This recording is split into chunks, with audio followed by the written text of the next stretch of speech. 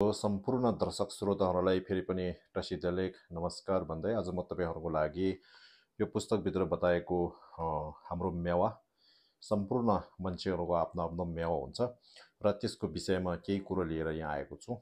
मेवा भन्नाले बौद्ध ज्योतिषमा पाइने एउटा अद्भुत अङ्क हो जुन हामी जन्मिएसँगै हाम्रो साथमा आउने गर्छ। यो केवल अङ्क होइन, यो हाम्रो चेतनाको भाषा हो, हाम्रो मनको स्वर हो र भविष्यको मार्गदर्शन हो। हरेक व्यक्तिको एउटा विशिष्ट मेवा हुन्छ, 1 देखि 9 सम्मको कुनै एउटा अङ्क। ती अङ्कहरूले हाम्रो सोच्ने तरिका, जीवनमा आउने चुनौती, हाम्रो बलियो पक्ष र सुधार गर्नुपर्ने पक्षहरू देखाउँछन्। जम्मा 9वटा मेवा भएको मध्येबाट मेवा 2 लाई अलिकति चुनौतीपूर्ण मेवा मानिन्छ। त्यसकारण आजको यो भिडियोको मार्फतबाट म तपाईँहरूलाई मेवा 2 को प्रभावबाट कसरी जोगिन सकिन्छ त्यसको विषयमा यस पुस्तकमा भएको कुराहरू म तपाईँहरूलाई सेयर गर्न चाहन्छु। र यहाँ के बताएको रहेछ भने मेवी न्याक्युन भनेको रहेछ यो जम्मा 9वटा मेवा भएको मध्येबाट चाहिँ यो मेवाको के गल्ती अथवा दोषहरू, कमी कमजोरीहरू हुन्छ त्यसको विषयमा बताएको रहेछ र विशेष गरी यो मेवा 2 को विषयमा बताएको रहेछ। यहाँ भनेको रहेछ भने मी रङ्गी केमे निन्दो खेल्न छेदिर मिख ठछु मङ्बो फोकपतङ भनेको छ। र जुन मान्छेको मेवा 2 मा परेको हुन्छ, यो मेवा 2 मा परेको मान्छेहरूको यो जीवनमा चाहिँ विभिन्न प्रकारका दोषहरू, आरोपहरू, त्यस्तै गरी अब मुद्दा मामिलाहरू लाग्ने गर्छ भनेको रहेछ। यो चाहिँ किन हो भन्दाखेरि छेराप्नमी मिगवा छाप्छेन सक्पी त्यसु मेवा निनाङ दु बपे भनेको छ। अब योभन्दा अघिल्लो जन्ममा चाहिँ एकदमै धेरै अकुशल कर्महरू गरेको हुनाले त्यसको फलस्वरूप चाहिँ यो जन्ममा चाहिँ मेवा 2 मा जन्म लिएको हो भनेको रहेछ। र जसले गर्दा चाहिँ यो जीवनमा विभिन्न प्रकारका चुनौतीहरू आइपर्ने, रोग व्यथाहरू लाग्न सक्ने, बाधा विघ्नहरू आइपर्न सक्ने इत्यादि हुन्छ भनेको रहेछ। र त्यसको साथै तदा गेजुर मङ्दु माचेना लेन्चेक न्यान्सुङ दु डोगोबर से भनेको छ। र योभन्दा अघिल्लो जन्ममा पनि धेरै पाप कार्यहरू गरेर पाप कार्यहरू गरे तापनि एउटा मानिसको जन्म लिएर यो मेवा 2 मा यसरी जन्म लिएको हो भनेको रहेछ। र अहिलेको यो जीवनमा पनि यदि राम्रोसँगले धर्मको कामहरू गरेन भने चाहिँ फेरि भविष्यमा जसरी भए पनि एकपटक फेरि नरक लोकमा जन्म लिनु पर्ने रहेछ भनेको रहेछ। त्यस कारणले गर्दाखेरि यो मेवा 2 परेको व्यक्तित्वहरूले चाहिँ यो जन्ममा चाहिँ जति सक्दो चाहिँ धार्मिक कार्य अथवा कुशल कामहरू चाहिँ गर्नु एकदम महत्त्वपूर्ण हुन्छ भनेको रहेछ। र त्यसको साथै अब यो मेवा 2 परेको व्यक्तिहरूमा चाहिँ कुनै बेला विभिन्न प्रकारका बाधा अर्चनाहरू, रोग व्यथाहरू लाग्ने, त्यस्तै गरी अब मनोकामनाहरू पुरा नहुन सक्ने, अनि त्यस्तो विभिन्न प्रकारका समस्याहरू हुने भएकोले चाहिँ ती समस्याबाट चाहिँ मुक्ति पाउनको लागि चाहिँ एउटा बुटी लाउनुपर्छ भनेर बनेको रहेछ। त्यो बुटीको नाम चाहिँ जम्याङ सेर्खोर सोग्ने मेवा निनक निम्बे खदुम्जी सुङखोर दगोसो हो भनेको छ। र यो एउटा बुटीको नाम चाहिँ जम्याङ सेर्खोर भनेको रहेछ। र यो मेवा 2 परेको व्यक्तिले चाहिँ यो बुटी लगाएर त्यो बुटीभित्र चाहिँ जुन त्यो मेवा 2 मा परेको जति पनि अशुभहरू हुन्छ त्यो अशुभहरूलाई चाहिँ सबै ट्रान्सफर गरेर चाहिँ राम्रो पक्षमा बनाएको त्यस्तो हुन्छ भनेको रहेछ। र त्यो लगाउनुपर्छ भनेको रहेछ। र यो जम्याङ सेर्खोर भन्ने बुटी चाहिँ यसरी बनाउँदो रहेछ। र यो चाहिँ विशेष गरेर भुटानमा बनाउँदो रहेछ यो चाहिँ।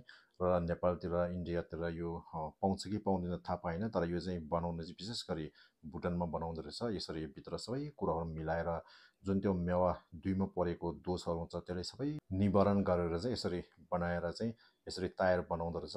त्यस कारणले गर्दाखेरि जुन व्यक्ति यो मेवा 2 मा परेको छ, यो मेवा 2 मा परेको व्यक्तिहरूले चाहिँ जसरी भए पनि यो जम्याङ सेर्खोर भन्ने यो बुटी रहेछ, जसरी भए पनि यो चाहिँ लगाउनु पर्छ भनेको रहेछ। र तपाईँहरूले अब यो पाउनुभयो भने चाहिँ यसको नाम चाहिँ जम्याङ सेर्खोर भन्ने रहेछ। र यसरी तपाईँहरूले यो बुटीको नाम चाहिँ थाहा पाउनुभयो भने चाहिँ यो नाम चाहिँ तपाईँहरूले मनमा याद गरेर चाहिँ अनि यो बुटी चाहिँ खोजेर लगाउनु भयो भने राम्रो हुँदो रहेछ। र त्योसँगै यहाँ अर्को पनि बुटीको नामहरू दिएको रहेछ। न्यापा कुन्थुप सुङखोर भन्ने एउटा रहेछ। र यो चाहिँ कस्तो खालको बुटी रहेछ भने हाम्रो जीवनमा आइपर्ने विभिन्न खालको बाधा विघ्नहरूबाट चाहिँ मुक्त हुन सक्ने त्यस्तो पनि एउटा बुटीको नाम रहेछ। त्यसको नाम चाहिँ न्यापा कुन्थुप सुङखोर भन्ने रहेछ।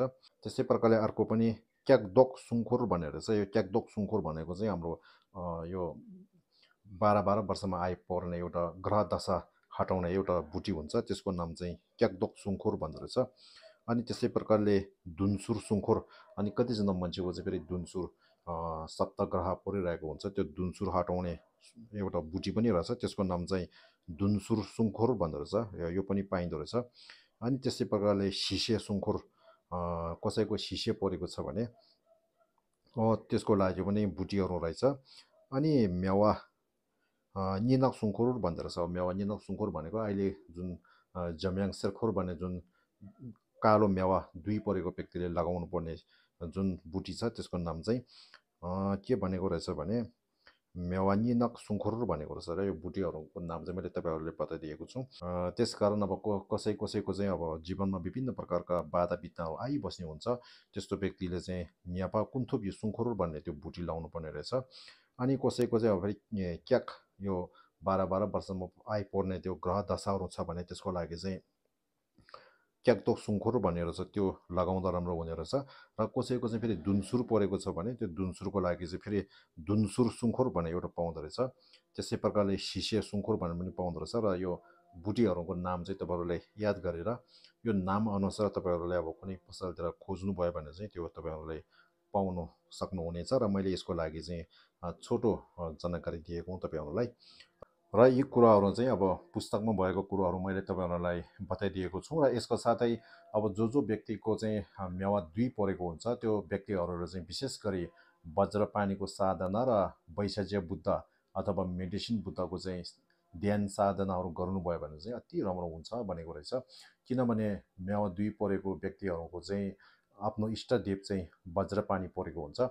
त्यस कारणले जहिले पनि वज्रपानीको साधना अभ्यासहरू मन्त्रहरू जप गर्नुभयो भने चाहिँ अलिक राम्रो हुन्छ भनेको रहेछ। जो व्यक्तित्वको यो मेवा 2 परेको हुन्छ, त्यो व्यक्तित्वहरू प्रायः जसो मनमा विभिन्न प्रकारका डर त्रसहरू आइबस्ने, आत्मविश्वासको अभाव जस्तो लाग्ने र विभिन्न प्रकारका नकारात्मक आत्मा यसलाई चाहिँ स्पिरिट डिस्टर्बेन्स भनिन्छ। अब बाहिरको विभिन्न प्रकारका भूत प्रेत भन्ने जस्तो त्यस्तोले पनि बेला मौकामा चाहिँ अनि अलिकति सताउने गर्छ भनेको रहेछ। र ती सम्पूर्ण बाधा विघ्नबाट जोगिनको लागि पनि यो वज्रपानीको चाहिँ जप साधना गर्नु चाहिँ एकदम महत्त्वपूर्ण हो भनेको रहेछ भने। र अर्को कुरो चाहिँ के भनेको रहेछ भने त्यो सँगसँगै यो मेडिसिन बुद्धको पनि अलिकति जप साधना गर्नुपर्छ भनेको रहेछ। यो मेडिसिन बुद्धको जप साधना गऱ्यो भने के हुन्छ त भन्दाखेरि यो मेवा 2 परेको कुनै व्यक्तित्वहरू अब सबै त बन्न सक्दैन। अब कुनै चाहिँ के हुन्छ भन्दाखेरि फेरि प्रायः जसो विभिन्न प्रकारका रोग व्यथाहरू लागिरहने, शरीर कमजोर हुने, मानसिक स्वास्थ्यमा पनि अलिकति कमी कमजोरीहरू हुने त्यस्तो हुन्छ भनेको रहेछ। त्यस कारणले त्यस्तो भयो भने चाहिँ अब यदि यो वैशाज्य बुद्ध अथवा मेडिसिन बुद्धको चाहिँ मन्त्रहरू जप गरेर ओम व्यासाज्य व्यासाज्य महाव्यासाज्य राजा सम्मुखति सुहा भन्ने जुन मन्त्र छ, यो मन्त्रहरू जप गऱ्यो भने चाहिँ अब त्यसले पनि अलिकति काम गर्छ भनेको रहेछ।